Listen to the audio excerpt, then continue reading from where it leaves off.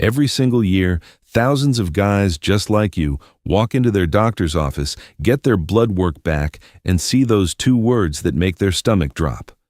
Creatinine elevated.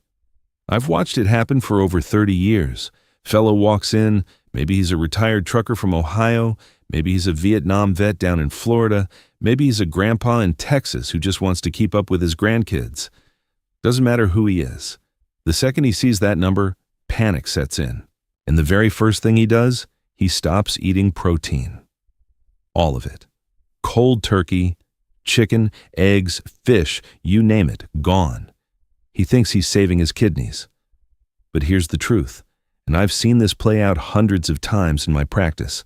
That fear, as understandable as it is, can end up wrecking your body faster than the kidney problem itself. So today I'm going to walk you through 3 proteins that are completely safe for your kidneys, and 3 that could be silently dragging your creatinine up without you even realizing it.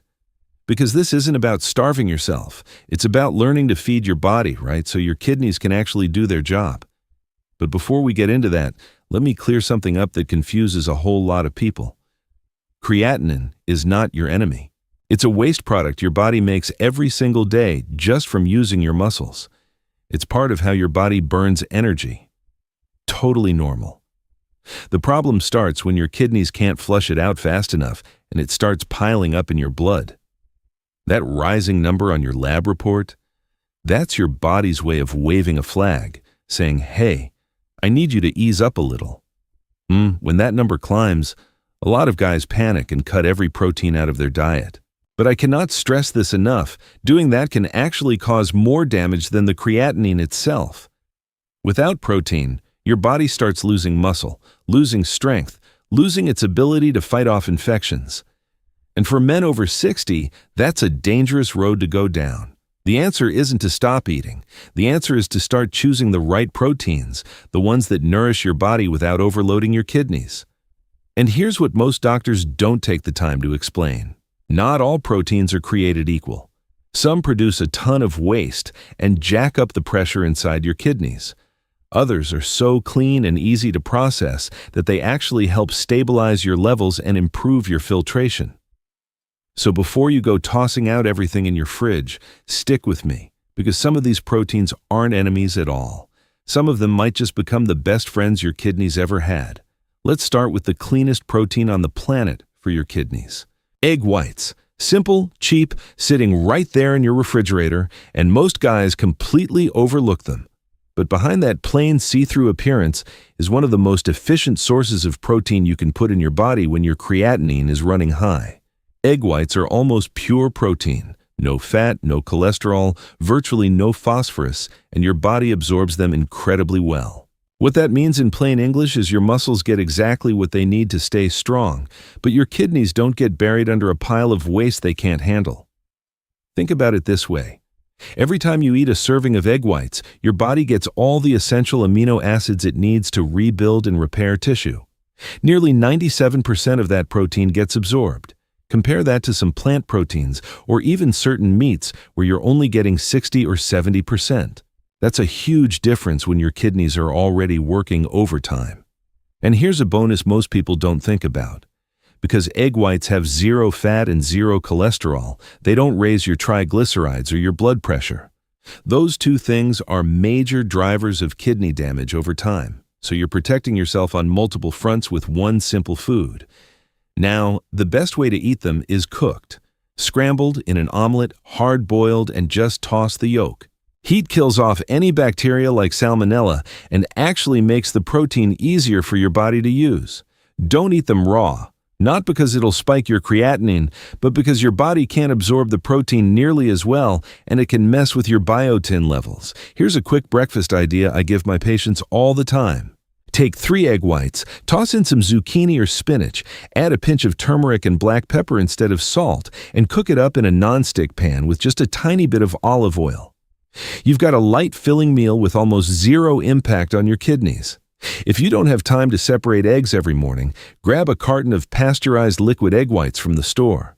Just make sure the label says 100% egg whites, no sodium added, no phosphate preservatives. Read that label every time. Now, a question I get a lot from you guys is about spinach and oxalates. If you're mixing spinach with your egg whites, the oxalate content in raw spinach can be a concern for kidney stones in some people. But here's the deal. Cooking the spinach drops the oxalate level significantly. So if you're sautéing that spinach in your omelet, you're in much better shape than eating it raw. Just don't go overboard. A handful's plenty. How much should you eat? Generally, 2 to 4 egg whites a day is a solid range for most guys. But that depends on your weight and your GFR, your glomerular filtration rate. Talk to your doctor or a renal dietitian to dial in the right amount for you. The bottom line is this. Egg whites give you something that's hard to find, peace of mind. You can eat them knowing you're building strength without punishing your kidneys. And that feeling of safety, that's worth just as much as any medication. Protein number 2, white fish. If egg whites are the cleanest protein, white fish is the gentlest. I'm talking about cod, tilapia, haddock, flounder, sea bass. These fish deliver complete protein that's easy to digest, low in fat, low in sodium, and they don't leave behind the kind of waste that buries your kidneys. White fish is loaded with essential amino acids, the ones your body can't make on its own. You need them to maintain muscle mass, repair tissue, and keep your immune system running. Unlike red meat or chicken with the skin on, white fish has barely any saturated fat. That means it won't clog up your blood vessels or reduce blood flow to your kidneys. But here's where a lot of guys mess up. The problem isn't the fish, it's how you cook it. You take a beautiful piece of cod and deep fry it, or smother it in tartar sauce or some processed seasoning packet, and you've just turned a kidney-friendly meal into something as bad as a hot dog. Keep it simple. Bake it, grill it lightly, steam it, or cook it in a skillet with a little olive oil. Squeeze some lemon on it, add garlic, some fresh herbs like parsley or dill, that's all you need. 100 to 150 grams, that's about the size of a deck of cards, 2 or 3 times a week. Pair it with steamed vegetables or some mashed sweet potato and you've got a complete meal that your kidneys will thank you for. One thing most people don't realize is that even white fish has small amounts of omega-3 fatty acids, not as much as salmon or tuna, which are fattier and higher in phosphorus, but enough to help reduce inflammation and improve circulation to your kidneys. That's a quiet benefit that adds up over time. And if you can't get fresh fish where you live, frozen is absolutely fine. Just check the label. No added sodium, no phosphates. Those 2 things are non-negotiable. Eating white fish regularly is like giving your kidneys a day off. It feeds your body without making your organs work harder. That's exactly what you want when your creatinine is elevated. Protein number 3, tofu and textured soy protein. Now, I know what some of you are thinking. Doc, I'm a steak and potatoes guy. I'm not eating tofu. I hear you. But give me 60 seconds before you skip ahead. Tofu and textured soy protein are plant-based proteins that deliver all the essential amino acids just like meat, but without the heavy waste products that tax your kidneys. They're low in sodium, have 0 cholesterol, and they produce far fewer nitrogen byproducts than animal protein. That means less work for your kidneys with every single serving. Tofu also contains isoflavones that help regulate blood pressure and reduce inflammation, 2 things that directly protect kidney function over time. And textured soy protein, that stuff with the ground meat texture, is cheap, easy to store, and incredibly versatile. You can season it up with garlic, onion, cumin, a little smoked paprika, and honestly, in a taco or chili, most guys can't even tell the difference. The key is how you prepare it. Don't drown it in soy sauce or processed seasoning mixes loaded with sodium. Hydrate the textured soy in hot water for about 10 minutes, rinse it well, then cook it with fresh herbs and spices.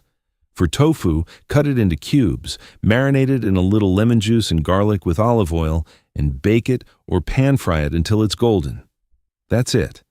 Simple, clean, kidney safe.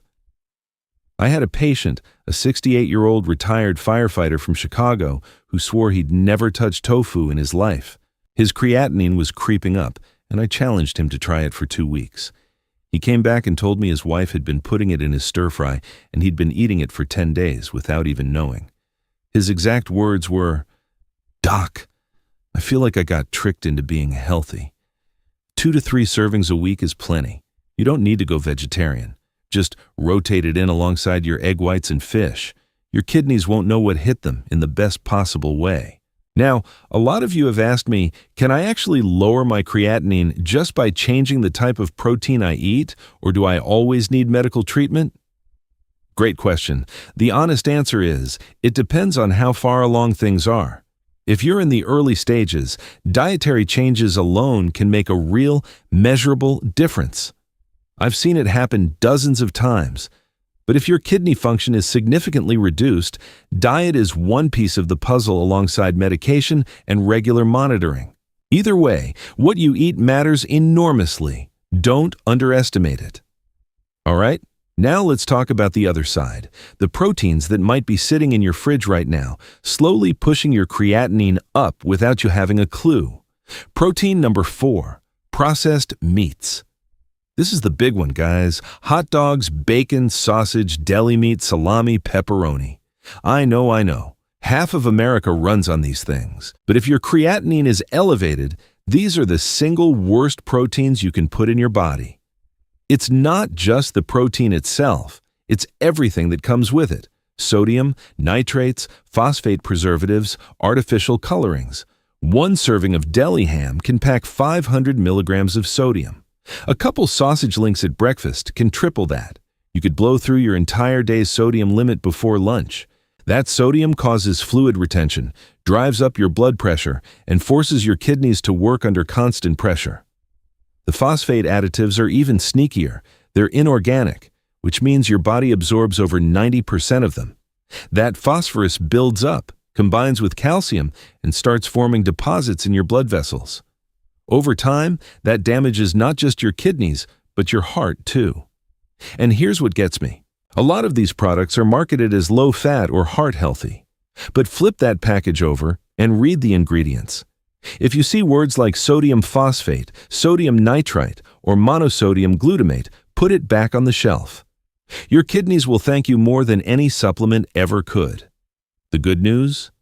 The swap is easy. Cook up a chicken breast on Sunday, let it cool, slice it thin, and you've got homemade deli meat for the whole week. No preservatives, no hidden sodium, same convenience. I've had patients drop their creatinine and their blood pressure within weeks just by making this one change. Protein number 5, aged and salty cheeses. Parmesan, aged cheddar, Gouda, those hard cheeses you might crumble over a salad or melt on top of everything.